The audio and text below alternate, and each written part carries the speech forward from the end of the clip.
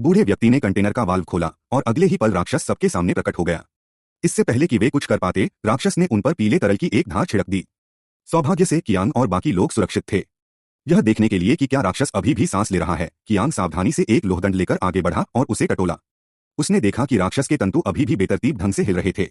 कियांग ने लोहदंड उठाया और उस पर हमला करना शुरू कर दिया, लेकिन कई कोशिशों के बाद भी वह कोई नुकसान नहीं पहुंचा सका। लाचार होकर उसे अपने साथियों को कोशिश करने देनी पड़ी।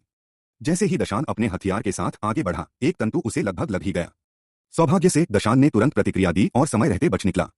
इस समय दशान गुस्से से आग बबूला हो गया और रसोई के चाकू से राक्षस पर बेतहाशा वार करने लगा। अप्रत्याशित रूप से तंतु रसोई के चाकू से मजबूती से चिपक गए। राक्षस को हथियार हासिल करने से रोकने के लिए दशान को अपनी पूरी ताकत से शतरंज का मोहरा फेंकना पड़ा। यह देखकर कि पहले दो साथी काम नहीं कर रहे थे, फैटी के पास हिम्मत जुटाकर आगे बढ़ने के अलावा कोई चारा नहीं था। फिर वह राक्षस के घातक प्रहार से बचने के लिए नीचे झुका। उसके पीछे कियांगे उसे बार बार आगे बढ़ने के लिए उकसाता रहा, वरना राक्षस के संभलने पर उसकी पोल खुल सकती थी। तभी फैटी ने मौके का फायदा उठाया और एक ही वार से राक्षस के एक तंबू को काट डाला। अचानक दूर से कई गोलियां चलीं, जो राक्षस के दूसरे अंगों में लगीं। जब समूह घबराकर पीछे मुड़ा तो उन्होंने पाया कि गोली घायल लाओ बाई ने चलाई थी।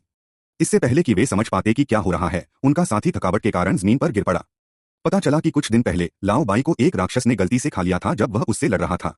हालांकि उसके साथियों ने उसे बचने में मदद की, लेकिन अब उसके शरीर में एक वायरस है जो कभी कभी भड़क उठता है, जिससे उसे पूरे शरीर में दर्द और चक्कर आने लगते हैं। लाओ बाई को ठीक होने में मदद करने के लिए समूह ने एक उत्परिवर्तित राक्षस को जिंदा पकड़ने का फैसला किया ताकि उसके जीन निकाले जा सकें और उसके मार्ग पर शोध किया जा सके। हालांकि लाओ बाई ने तुरंत अपने साथियों को रोक दिया। यह राक्षस बेहद क्रूर है और वे आसानी से उसका शिकार बन सकते थे। वह नहीं चाहता था कि उसके किसी साथी की मौत उसकी वजह से हो। जैसे ही दोनों पक्ष अनिर्णित थे, खिड़की के बाहर से एक तंतु अचानक बाहर निकला। इससे पहले कि कोई कुछ समझ पाता, श्याओ मेई को उस तंतु ने जबरदस्ती खिड़की की ओर खींच लिया। इस नाजुक घड़ी में उसके साथी मदद के लिए दौड़ पड़े।